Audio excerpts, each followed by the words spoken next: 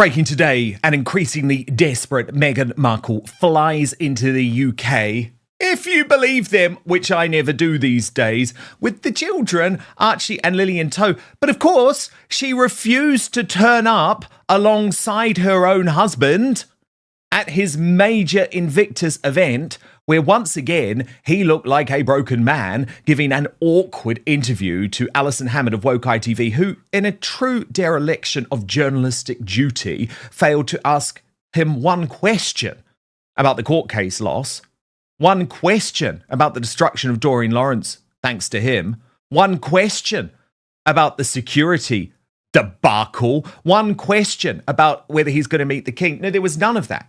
But there was a very telling moment which makes it quite clear things are not good in this marriage.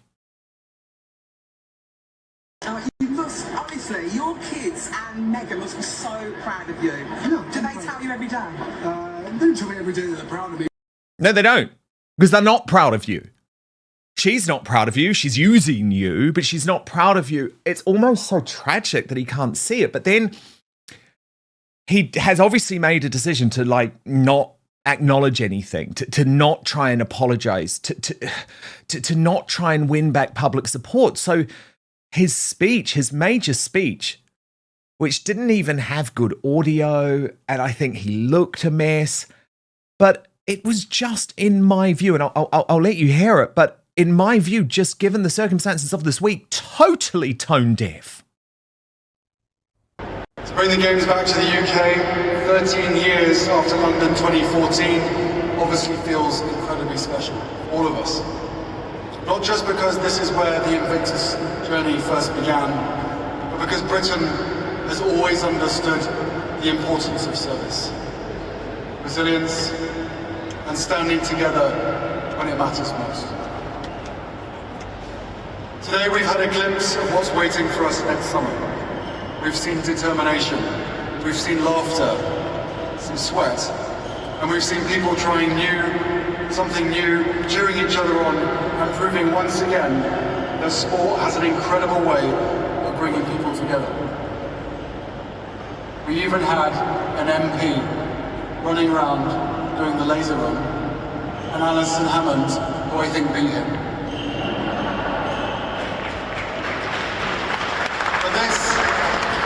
This is just the warm-up. Okay, it got worse. I promise you it got worse. You might not believe me, it got worse because he knows that we're all talking about his alarming baldness, right? He knows. And so he thought, because this is what the old Harry would have done, I'll try and pretend to make a joke about it and everyone will laugh with me. Oh God, it went wrong.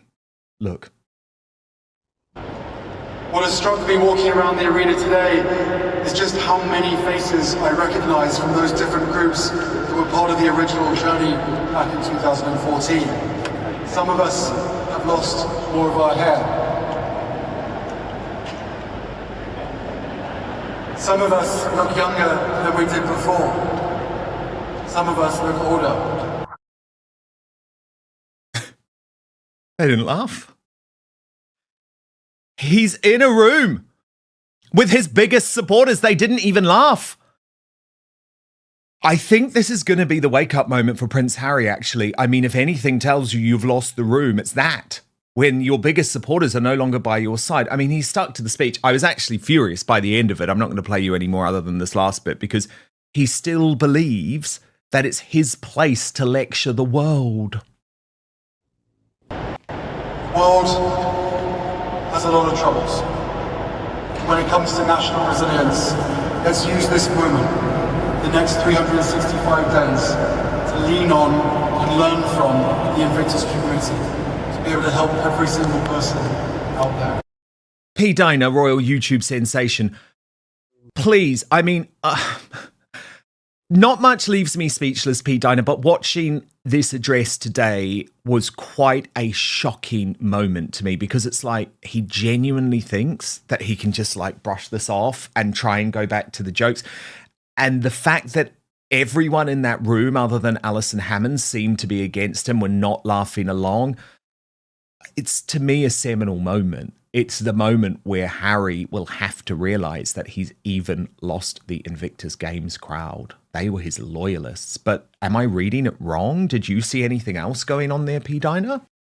Fresh Harry and Meghan updates every single day. Yes, the ones the Montecito Mafia and MSM don't want out there. Subscribe to Outspoken for daily royal coverage. It's completely free. Yeah, it was quite cringe. You heard nothing when he tried to make that joke. And I think he's in a position now where he has to address a lot of the ills of his life. How can he even try to move on in this moment that is supposed to be his everything when there is so much looming around everything, around his security, his wife, his father? He just brings too much negativity with his own life into something that's supposed to be positive. And I think the people of Invictus, they see all of that. They see all of the commotion around this person, this man who is supposed to be, bringing attention to them. And yet all of the attention goes to Harry's ills and his life. And why did he even come or have this time when he had this court decision to be announced? And we know the news of that. It's like he can't seem to just make it about the people. Everything is about Harry. And I think the people who are doing the work resent that because they're the ones who are doing the hard work, who have suffered. It's supposed to be about them. And there are talks that this might even be canceled if he can't get the money raised for the Invictus. This is why he is here, but he hasn't been able to. I mean, I think it was like £26,000 that still needs to be raised within this next year. So Harry's got a lot going on and he's not helping to make it better. So this is the problem that he is faced with. It's not a time to try to make jokes. You need to get your life in order. Yeah, and it's like you were not just trying to destroy other people's lives. Sorry, you were not just trying to destroy your life. You were trying to destroy other people's lives. You were trying to destroy entire organizations. You were trying to destroy the concept of a British free press. Like, none of this is just about you mucking up your own life now. Although I guess we've known for some time that he wants to destroy the British royal family. So I guess we should expect this. But of course, P. Diner, then we get the obligatory Meghan's coming. A few days ago, P. Diner, of course she couldn't come. Of course the children couldn't come. They're going to be killed. But now, what's changed? What's changed? Harry needs the good publicity. Harry has to move the story on. And Meghan knows she's got to play ball. So Harry, Meghan's spare, writes, when all else fails, pull out the kids. Although they won't be seen by anyone, of course. But the noise is what matters. The noise will camouflage Harry's recent disaster. And so, of course, on cue last night, P. Diner, we got all the usual suspects. The Daily Telegraph. Meghan will bring Archie and Lily to Britain this week. Meghan Markle and the kids will join Harry in the UK despite security and accommodation complaints. These were the exclusive details from the New York Post. In other words, the link. If Meghan comes with the kids, then it's more of a possibility, said the insider of Markle. Another source said the Duke could, and perhaps his children, could see Charles late Saturday or Sunday, but added that Tuesday's disastrous court ruling, which saw Harry lose his case against Associated Newspapers, will make things even more awkward. But it's Chris Shipp, of course, of Woke ITV. I mean, we literally saw him, P. Diner, like kneeling on his little knees when Harry was walking out of Chatham House this week. Harry, are you okay? I mean, the guy's embarrassing. He actually had like a long career as a political journalist in the UK. He has destroyed his credibility to team up with Harry. To me, it's totally bizarre. But what is interesting about his reporting, P. Diner, is that we know it's coming directly from Harry, directly from Meghan. So that's why I take it very seriously in this case. And it still shocked me, P. Diner, because he still managed to attack the king and attack the British royal family. So let me just take you through this. This was on the ITV News website, where he wrote that they will not attend these public engagements, or the kids and Meghan won't. But ITV News understands last-minute discussions have been taking place in the last few days over a meeting between Prince Harry and his father, King Charles. They are trying to find a mutually convenient time and location for the father and son to see each other. But, and here's the key line, staff in both camps are suspicious of the other's motives. Well, Pete Diner, I mean, clearly there is very good reason for Buckingham Palace to be highly suspicious of Prince Harry, given he tried to get a room in Buckingham Palace to record his victory statement against the Daily Mail, which never came because he wasn't victorious. I mean, of course they're going to be suspicious, but for Harry's team to try and say that they are suspicious of King Charles at the exact moment that the king is being told by anyone with brains, including Queen Camilla, including Prince William, you just can't do this, shows to me just a huge arrogance. Arrogance and entitlement. He wants to try to shift the blame because he can't take responsibility for anything. So of course he has to counter it with, the palace doing something. And of course they're not doing anything. I mean, Harry is the one who's been the proven liar here, who has completely, shown his hand and, what he is about. So, Harry and Meghan, I think at this point, are having so many problems behind the scenes, Dan, that this is why you see all this chaos on the front end here in the media, because there's so much happening that we don't see. And this is why it looks chaotic. Doesn't make sense. And there's just so much going on. I think Harry is in a position now.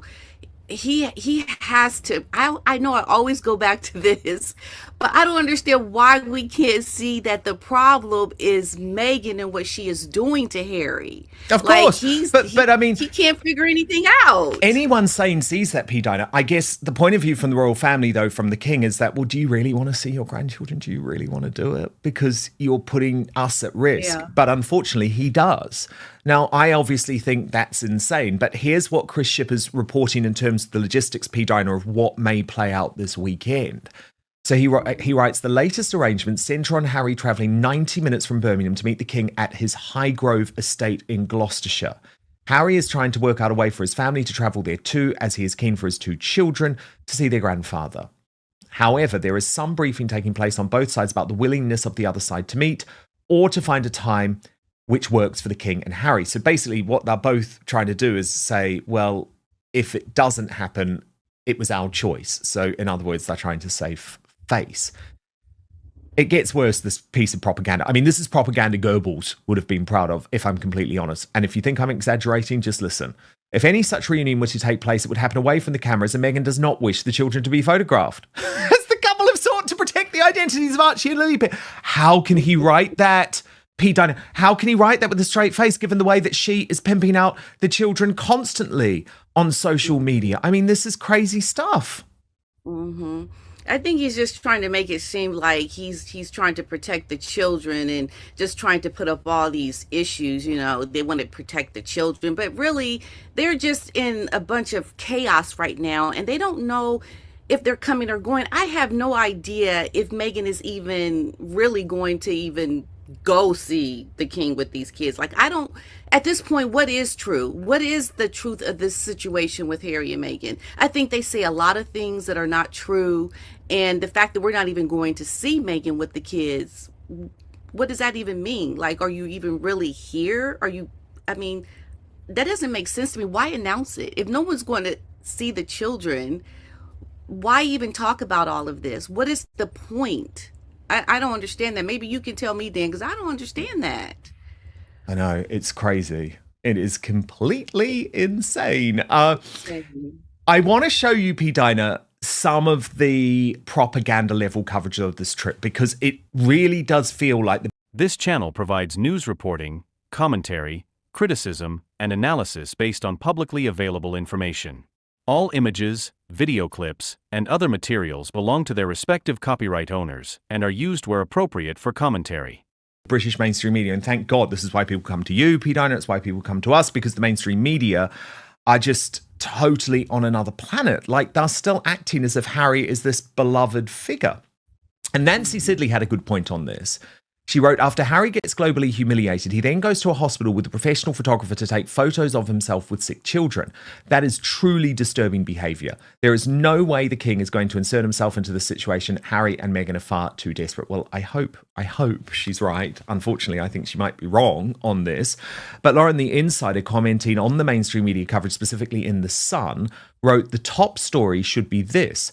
Prince Harry slipped a white pill into a trainee journalist's mouth during the 2011 shooting weekend. Not one mention of it in today's top breaking news. That story ran earlier and has now conveniently slipped down the ranks. Matt Wilkinson, the journalist, works closely with the palace. He's left with many stories whereby the strong lines have been softened, as we say in the industry. Big Cheese boss of The Sun, Victoria Newton, has a close working relationship with King Charles. So ask yourself, why would The Sun run a breaking story today with zero mention of the white pill allegation within this? Harry's still royal enough to be protected. The Sun is a tabloid that thrives on stories exactly like this one, and yet silence. That's not journalism. That's access and narrative management. And actually, P. Dinah, what I've been seeing a lot of is access and narrative management, because woke ITV unbelievably decided that the story of Prince Harry yesterday, because remember the day before, P. Dinah, it's just worth pointing out the context. The day before, he banned all cameras. Like, he just went to ground. He was effectively in hiding. He tried to blame it on the heat wave. So then he comes back. Clearly, they're like, you're going to have to go to this hospital this time and be photographed. And woke ITV decided that the story was not the drug allegation, was not the reputation and tatters after the court case. None of that. Not the fact that Doreen Lawrence, might be made bankrupt by this. None of that. The story was Prince Harry being mobbed by nurses. Prince Harry found himself mobbed by nurses today as he visited Birmingham Children's Hospital to celebrate 20 years of the Well Child charity. The Duke thanked staff for their work, which supports seriously ill children and their families moving from hospital to their homes. As for a reunion between Harry and his father, it's still not been nailed down. And as our royal editor Chris Shipp reports, Meghan might even come to the UK after all. Now, Chris Shipp's report was then a lie. I'm going to reveal why it was a lie, okay? But I just want to show you the report. What I want you to look closely for, P. Dinah, is the moment when Chris Shipp makes it look as if the whole group of nurses were cheering for Prince Harry, okay? That's what he claims is going on. Watch. Given the week he's had, Prince Harry looked surprisingly relaxed and at ease this morning. Perhaps it was the reception he was given from the nursing staff at Birmingham Children's Hospital. Perhaps it was because he was back with a charity he's worked with for 20 years. We've met before. We certainly have. Thank you again for coming in and sharing your stories. But it means so much to me now being patron for Well Child for 19 years. That means so much to me to know that the difference this charity is making to every single one of you. What is still up in the air today, however, is whether Harry will see the King, who's thought to be at his Highgrove estate this weekend, 90 minutes from here. Harry really wants King Charles to see his other grandchildren, Archie and Lilibet. Okay, P. Dinah, you're not going to believe this. You hear that cheer there, right? Do you know what they left out? They left out, because I went back and I looked at the full footage, P. Dinah. Prince Harry went to ask the nurses, is this the best ward in the hospital? So are you working in the best ward in the hospital? That's when they all clapped and cheered to basically say, yes, we are. Do you see what I mean? They were not clapping and cheering for him. They were clapping and cheering for the fact that they worked in the best ward of the hospital. That is such dishonest propaganda. Absolutely. That's what Harry does, because he can't rely on his own true goodwill or his work, because there's so much hanging over this man. Like, why is he even there visiting with these children? He was actually supposed to be somewhere else, right? But then he shows up here somewhere else for Invictus. And then he shows up here trying to use these children and being in this enclosed environment where he can't even be questioned about that what happened with the news with, I'm sorry, with the story around his case. So Harry has to be in these environments because he can't deal with anyone confronting him. He has to make it look like he is being well received because his ego needs that. He needs to be stroked like everything is good, and he has to manipulate the surroundings because he can't handle the truth. He can't handle what the real situation is. As a matter of fact, he has to avoid it altogether and put himself somewhere where he really is just there to use people and to make himself look like he's, goodwill ambassador doing all this good work. And I could tell P. Dinah that Harry was not coping, but everything was about trying to be like over the top, like I'm over the top happy. Like, look at this. Harry was meant to attend this event tomorrow with Meghan by his side, but her involvement was pulled when they were told they wouldn't get any state-funded security. Meghan, however, might still be in the UK with the children, but even at this late stage, neither Harry nor his father, King Charles, have found a time and a date to meet one another. They are leaving it very late. To most other families, that kind of chaos might seem absurd, but diaries are diaries, and the King's one is filled up many weeks in advance, just like it was for the visit to London Zoo today to check on the health of their residents in the heat. At least the animals had somewhere to stay in London, however. Harry was told earlier this week there was no room for him at Buckingham Palace because he hadn't let them know in time.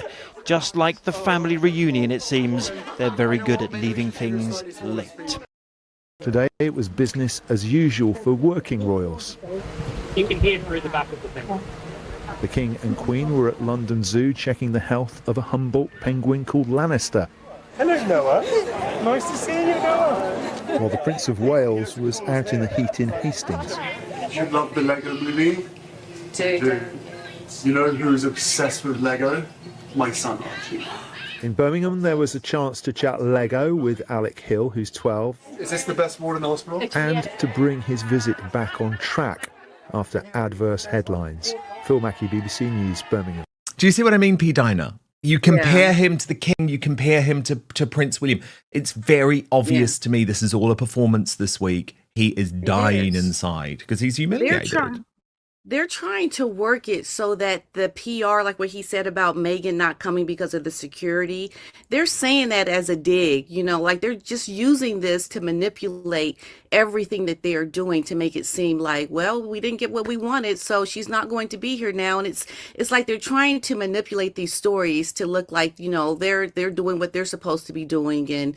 And it's just Harry and Meghan just trying to make these stories elevate them, but they're really behind the scenes manipulating things to take digs at the royals, to take digs at their circumstances. It's not really them trying to show up and do the good work. I mean, really, what's going to happen to Meghan if she shows up? They have security. It's not like they don't have it, and I think Meghan is just trying to get something that she's not entitled to get. And this is why they pull out, because they want them to get the best of the best. Well, you have enough for who you are to go show up and do the work, but you don't show up because it's all about you. It's not about the people once exactly.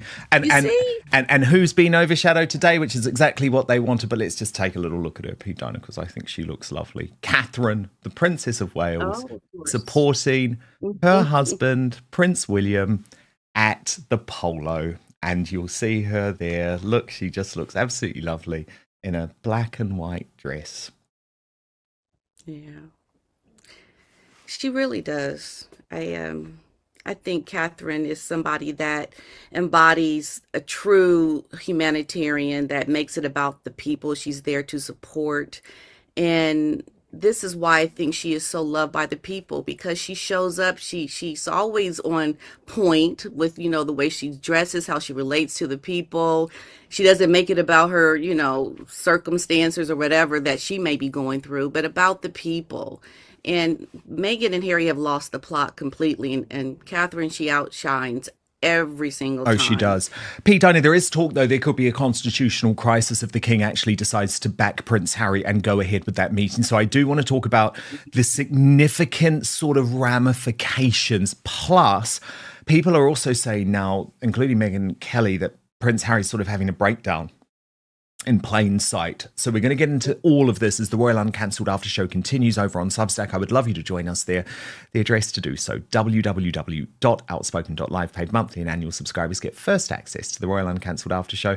And by the way, they're trying to come for your algorithm, right? To boost Woke ITV and the British Bashing Corporation and Channel 4 News. They want you to see this stuff, Sly News. So the best way to support Outspoken and to get around this government censorship, which is coming here in the United Kingdom, is to sign up at www.outspoken.live. You also support all that we do.